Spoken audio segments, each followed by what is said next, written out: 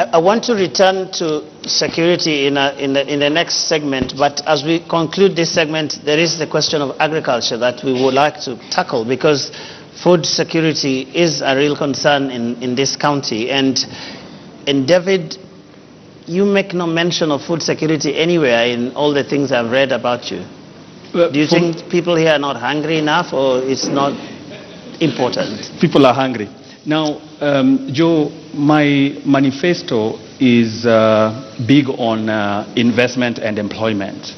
And so I would like to look at the issue of agriculture from an investment point of view. My government will invest, will ensure that we attract investment and promote investment in the area of agriculture, agribusiness, and agri-processing. And we would be looking at employment creation along that chain. Very important to mention, Joe, is the fact that Kisumu as a county imports its food. And not only its food, Kisumu imports a lot of its items.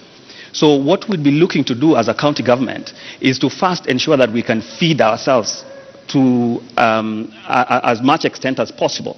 Because there are certain food items that perhaps cannot do well within this environment in Kisumu County. But as far as possible, we must be able to produce sufficient food for ourselves.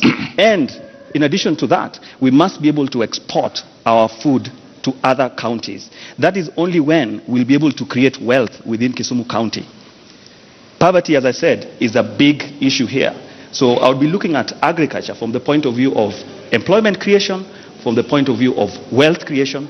And when I say employment, as I said earlier, I'm looking at it from a generic sense, from the point of view that it's not just employment in terms of wearing a shirt and tie like I used to when I was in the bank, but it's more of just creating income opportunities for our people.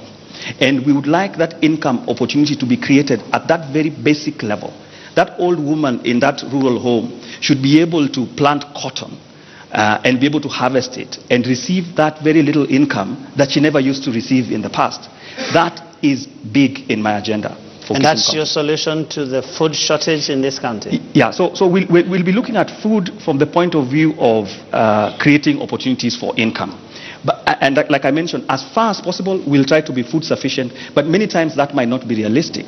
Because, for instance, I might not necessarily encourage the people of Kisumu County to grow a lot of maize. It might not be the most viable way to use our resources in terms of land, water, and labor.